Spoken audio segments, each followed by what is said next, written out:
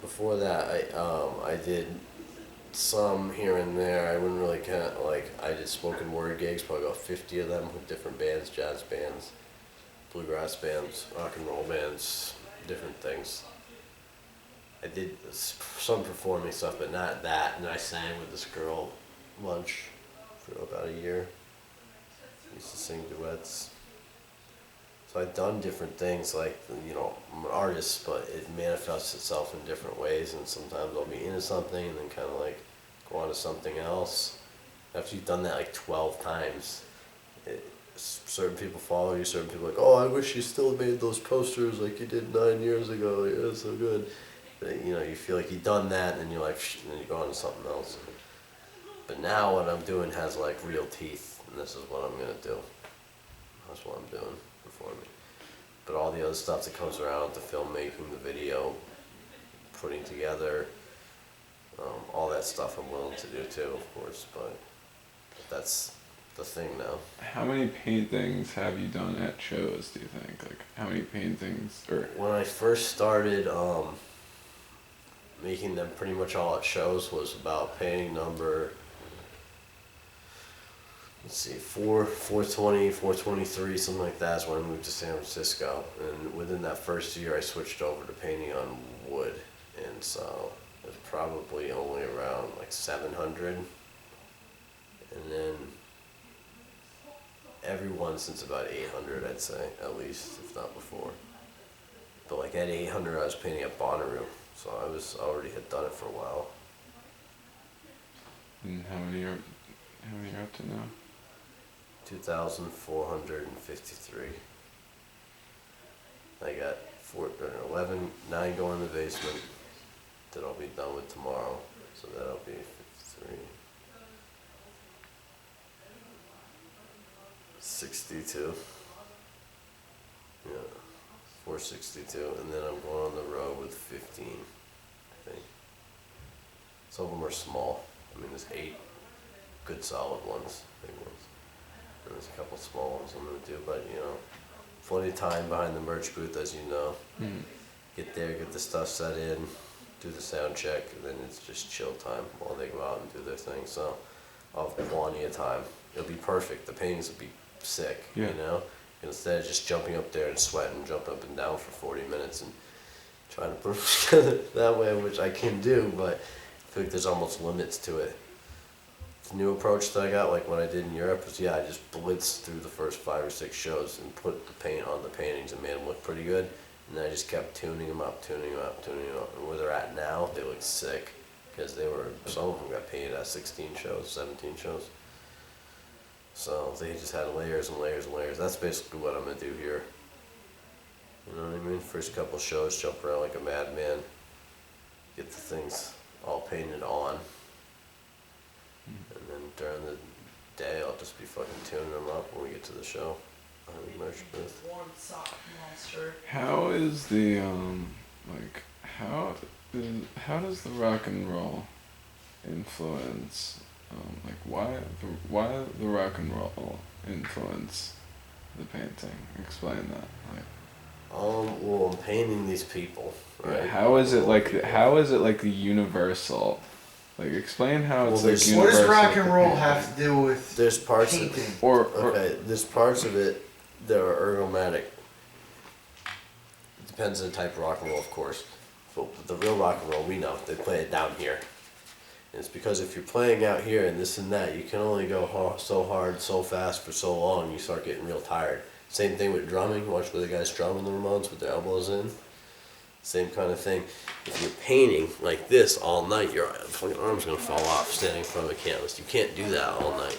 And if you do, you're gonna be all misshapen and like twisted over and like hunched like this for the rest of your life. So when I paint down here, I keep my arms straight, I keep my thing balanced, but I can also put so many more strokes down because my whole arm and everything is against my body. And the way that I'm holding the wood, it's the only place in my body that can do that. It's got a big flat line right here, and that's where the bottom of the painting goes, and then it goes across here. And I just got to pinch it with this hand and pull it down and push it in a little bit, and it sits there. And I can paint all day on it without a strap and without dropping it.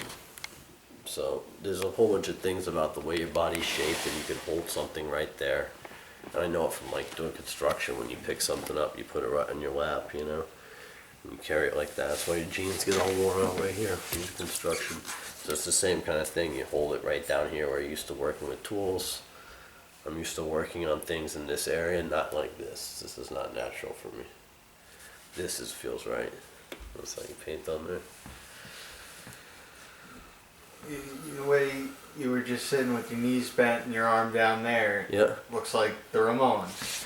So Stands like this. tell us about the Ramones. Like, why the Ramones influence you so much? Well, When did you first discover the Ramones? Well, I liked them in high school, and then, you know, through performing, the band that I was in for a couple of years in California, when I first really started performing like that, they were more like classic rock band. We would cover Hendrix, Neil Young. We had our own originals, but it was like classic rock type stuff. I don't even know how else to describe it, but it's written like the 60s or something. So I had a background in that kind of stuff, those kind of solos, that kind of What year music. is it? But that was like 2008 and 9. And I liked the Ramones. I tried to get them to play Ramones songs, but they weren't interested in it. But then when I started performing in clubs every night in San Francisco in 2009, 10, 11, that's when I had a PA. I would just play Stooges and Ramones' first record like for about a year and a half practicing. And then I would also perform, 5 nights a week, 200 gigs a year those years. Every night practically I'd be out at shows in San Francisco. And that's when I really got good and everything started to come together. So I did so many shows then. But it was partly that. So I just came to that. When you paint with 5 different bands a night that you don't know what their music's like, and you're just following the rhythm, the stuff that comes through in the end, the instinctual stuff you learn is always the basic stuff.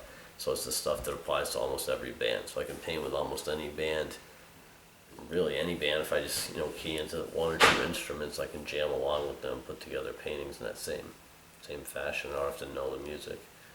Just have to follow the rhythm, follow the drummer, and then you start to pick up on other things. But yeah, it's all, I don't know. When did you come up with the idea to play to paint like you're playing an instrument? I think that was probably in 2006 or so.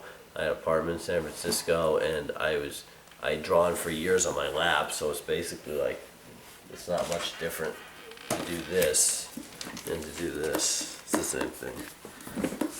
If you think about it. You write your name, and then you stand up and you start walking away, and you still write your name, right? It's not that different, but I started doing it in my house. Listen to the Velvet Underground because I like the speed of it and the structure of it, and it has a lot of different rhythms and ideas, and it's brilliant. And you can learn so much from that music. And there's a lot of empty space in it too, so you can improvise in the space. So all that stuff is like really, I guess, how I started doing it, and then I started performing at this Irish bar with like a pickup band that would play covers every week, and it was a lot of like professional musicians that would play in that thing, guys from Cake or Jerry Garcia band, or lots of different bands, and they just sit in and rip. They were all pro musicians, so I would paint to that for probably about a year or so. I did that real regularly every Wednesday. And, I don't know. What was the logic? What was the train of thought to go from like, instead of traditional painting, to paint like you're playing an instrument, to paint, on your lap, standing up? I don't know. It's a decision you just make one day, see if it would work. And when it works, you're like, fuck it. What? I think it What worked. inspired the idea? Can you remember? Not to the. A lot of things. I guess I love guitar players. When I go to concerts, even all the years before that, I would just stare at the musicians and watch them play and figure out what they were doing and watch them do it, and try and think of some way, or close my eyes and see colors and shapes. I would see the guitar players play. I don't know if there's all that stuff figures into it, but at a certain point, everyone gets good ideas, and they just say, "Oh no, I can't do that," or "I don't." You know, anything you stick within logic, you can do. You know, and if you're lucky like me, and you find something that no one else is doing, and you start doing it, you can almost go farther with it than something that's already established. There's too much preconceived ideas about something or genre or something that's already been done. To try and really find new ground is hard. When you gotta, it's like you break through a wall and like, I'm the only person on the side of the wall. I can run wild with this. I can change it up. I can explore all the possibilities, because once you get that far down your own branch, all the options are yours. You know what I mean? You don't have to. There's no limits on it. I'm not copying anybody's shit, you know what I mean? Like, the fucking one. So in that way, I'm still trying to experiment with, you know, how to tour, how to do different things that I know about from being in bands and I know about from working with bands, but how to do it my own way, how to figure out a way to convert that stuff in metaphor into what I'm doing. All that stuff's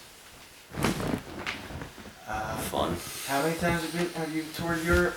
Just one. Just one. And once in Canada. Yeah, once in Canada. Once in Colombia. 4 times on the West Coast, 5 times, 6 times on the West Coast. I don't know. Twice around the country. East Coast a couple times. I don't know, different times, different bands. You got invited to some of these places, right? Like you didn't just like show up and start painting something you were like supposed to show up at, right? No. You just show up and start painting all Yeah, no. Someone was supposed to show up in Europe, you're talking about? Yeah, like was there like ones where you were like a featured guy? Yeah, so I met a guy through Facebook, through some other bands. I'm not even really sure how, but he had a company, Professional Punkers, and they organize shows, get bands there, organize tours, organize things, you know. I don't really know what everything's a little bit different there, so promoter maybe, I guess you'd say. And he really hooked it up. He got me 11 shows.